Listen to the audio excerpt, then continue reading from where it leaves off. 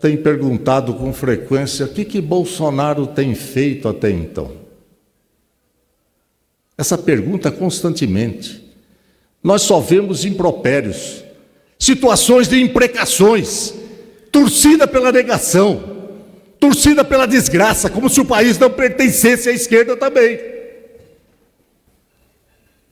O que Bolsonaro tem feito? Nós estamos diante de um paciente comprometido nas suas funções vitais. Eu digo isso para vocês como médico. Não tem jeito de você imprimir qualquer tipo de desafio a um paciente enfermo antes de torná-lo viável biologicamente. Para isso, o que tem sido feito é exatamente a exoneração de funcionários que eram verdadeiros fantasmas, principalmente no MEC. Foram extintos 21 mil cargos, com economia de mais de 194 milhões de reais por mês. A Lei Rouanet foi reavaliada. Suspensão de contrato fraudulento de 44,9 milhões da FUNAI para financiar criptomoeda para índio. Índio precisa de outra coisa, não de criptomoeda, nem eu sei lidar com isso. E nem conheço como é que funciona essa situação. Isso não é necessário. Desistência com a eleição de Bolsonaro de mais de 5 mil Bolsas Família, somente com a posse do presidente. A sua eleição empurrou os contraventores da busca do caminho correto, desistindo do programa e entendendo que a ajuda era para os reais necessitados. Demarcação de terras indígenas continua com a FUNAI, com disciplina e ordem. Os povos indígenas estão conscientes que serão atendidos e respeitados em suas demandas legítimas, mas tudo dentro da ordem e direito constitucional, sem invasão ou agressão ao Estado de Direito. As declarações anteriores do presidente não estimularão ocupação por destruidores e predadores da floresta. Na madrugada de 1º de agosto, 380 índios invadiram a fazenda Água Branca no município de Aquidauana, meu estado, de Mato Grosso do Sul. E no mesmo dia foi reintegrada ao proprietário. Parabéns às instituições estadual e federal que prontamente restabeleceu a ordem naquela fazenda, naquele município. Extradição de contraventores que estavam sendo protegidos pelo governo brasileiro numa demonstração franca de país sem lei, onde se faz o que quer, restabelecendo a concepção de que em solo brasileiro restabeleceu-se a ordem e o Estado de Direito, a Constituição Federal.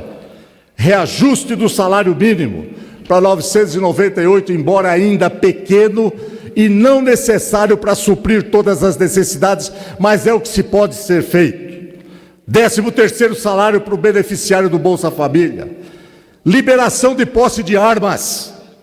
Eu não sou pela arma, mas sou pelo direito de cada cidadão, se quiser adquirir a sua arma, que assim o faça tutelado pelo Estado e avaliado adequadamente.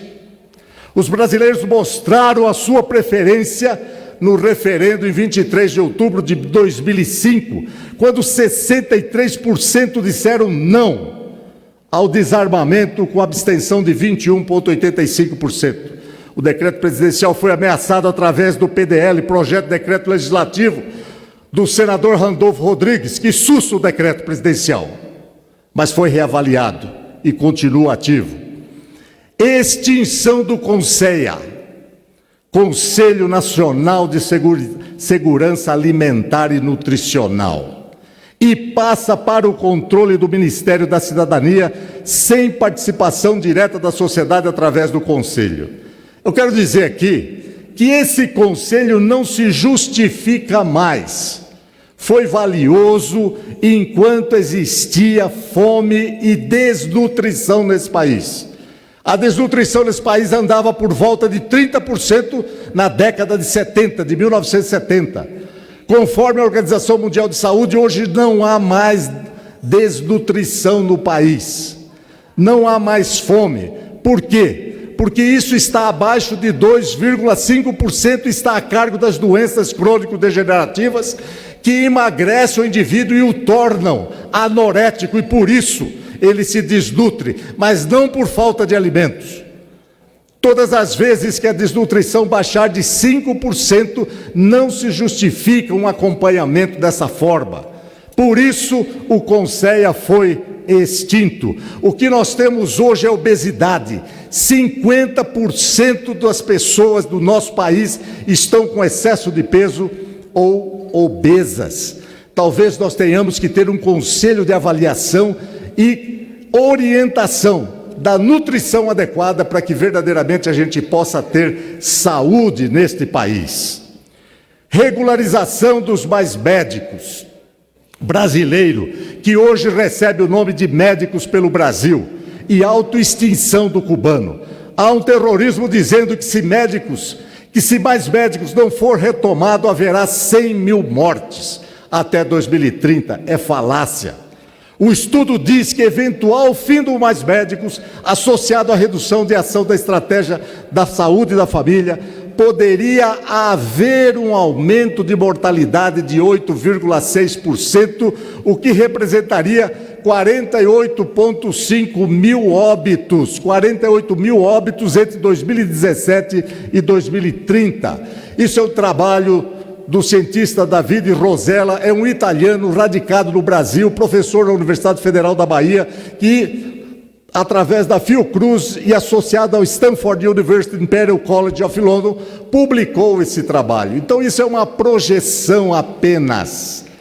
Esqueceram-se de que a maior tragédia desse país foi a criação de 152 escolas médicas em 8 anos do governo Lula-Dilma, sem as mínimas condições de formação, até porque não era esse o objetivo, e sim desmoralizar a classe médica, formando maus profissionais, com consequente piora do resultado profissional. Na verdade, essas escolas nada mais são do que centros de doutrinação ideológica. A formação técnica passa a ser apenas um detalhe. Eu conheço essa realidade. Infelizmente, os nossos médicos não estão conseguindo resolver os programas básicos de saúde, principalmente aqueles que estão lá nos rincões, lá no interior do Brasil, com pouco acesso, porque são realmente doenças simples. Fato recente demonstra a grande credibilidade do governo Bolsonaro: leilão de 12 aeroportos, com lance mínimo de 218 milhões e vendido por 2 bilhões, com mais de 1000% de ágio, distribuído entre Nordeste, Sudeste e Centro-Oeste. Fazendo uma avaliação honesta dos 6 meses do governo Bolsonaro, devo destacar que resgatou a democracia ao reintroduzir a alternância de poder depois de 24 anos de continuismo degradante em corrupção. Havia enorme recessão, com 20% de desemprego entre os desocupados alentados, com déficit de 7% do PIB pelas benesses de conselhos e excessos de gastos e dívida que caminhava para 100% do PIB. Foi o primeiro presidente a ser eleito sem caixa 2, sem compra de votos. Bolsonaro mostra que é possível se eleger sem corrupção, quando a prioridade é o povo e não os apadrinhados e conchavos políticos. Elege ainda a maior bancada federal em toda a história do país. Escolhe os seus ministros sem negociatas. Reduziu o número de ministérios para 22 sem preocupação com negociações, mas com prioridade técnica. E isso tem aborrecido e contrariado os vários interesses pelos quais muitos oradores vêm aqui dizer que Bolsonaro é truculento, que Bolsonaro passa por cima do Estado de Direito. Não é verdade, simplesmente segue aquilo que é correto em termos de alcance de um objetivo, de um propósito. Dotou as instâncias técnicas de quadros competentes e preparados. Demitiu 320 comissionados, 21 mil outros, com economia para o país no ano de mais de 160 bilhões. Realizou 23 leilões de portos, aeroportos e ferrovias, com excepcionais resultados. Extingue a exigência de visto de alguns países, com significativo aumento da ocupação dos hotéis brasileiros. Reservas feitas por americanos subiu 53% em junho, 97% em julho, e os canadenses aumentaram sua reserva em 135% para o mês de agosto deste ano. O que é isso? Isso é emprego, é renda, é libertação. Bolsa de Valores alcança 100 mil pontos pela primeira vez, condição que nunca tinha acontecido. Tinha chegado a 40 mil pontos no governo anterior. Extradita contraventores, controla a indústria da multa, principalmente do IBAMA, fonte de corrupção e manutenção do poder, extorsão oprimindo quem produz e enriquece esta nação. Reduz as invasões de terra de 43 em 2018 para 1 em 2019. Inicia o processo de certificação que os governos anteriores intencionalmente mantinham os assentados dependentes dos ditos movimentos sociais, que nada mais eram do que opressores, do que buscavam produzir. Ficavam amarrados nas suas terras sem poderem vender aquilo que produziam. E já começou o processo de libertação daqueles que estão lá produzindo e enriquecerão cada vez mais este país. A eleição de Bolsonaro foi o catalisador para a extinção dos mais médicos e término da escravidão dentro de nossas fronteiras, com conivência de governos solícitos com a opressão e perda da dignidade humana, contrariando o inciso 3 do artigo 1º da nossa Constituição. Após 20 anos de espera, concretiza-se o acordo comercial da Comunidade Europeia com o Mercosul e elege o presidente Bolsonaro do Mercado Comum do Sul. Pede investigação das entranhas do BNDES, pede o ingresso do Brasil na OCDE. Os homicídios e crimes violentos reduziram em mais de 25%, bem como em 10% a morte de policiais. Isso significa que houve redução de violência. Não é isso que está colocado aí, que com frequência se repete a voz uníssona de que houve piora do feminicídio. É preciso rever. Nós defendemos a mulher. A mulher é interrelacionada ao homem. Precisa-se ver posicionamento. Precisa-se discutir o que está acontecendo pela violência humana. Quem cria o homem é a mulher. Tem alguma coisa na raiz que precisa ser debatida, levantada e sanada. Senhores deputados, senhoras deputadas, senhoras e senhores, quero, nesta oportunidade, logo após ouvir o discurso da nobre deputada Sâmia sobre a questão de avaliação do nosso presidente Jair Bolsonaro, deixar aqui, começando, um versículo bíblico que diz: pois não há homem justo sobre a terra que faça o bem e nunca peque. Isso está lá escrito em Eclesiastes capítulo 7, versículo 20. E dizer que Bolsonaro é resultado da vontade do povo. Foram 57 milhões e 700 mil votos. Simplesmente 10 milhões e 500 mil votos a mais do que o segundo colocado. Isso são dados do segundo turno.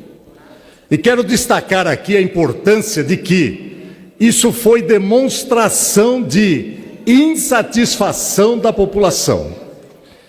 E eu tenho visto que, de uma maneira geral, cria-se factoides, infelizmente, envolvendo a população menos preocupada com a situação e menos esclarecida, e que, de uma maneira geral, não corresponde à realidade daquilo que o país tem atravessado.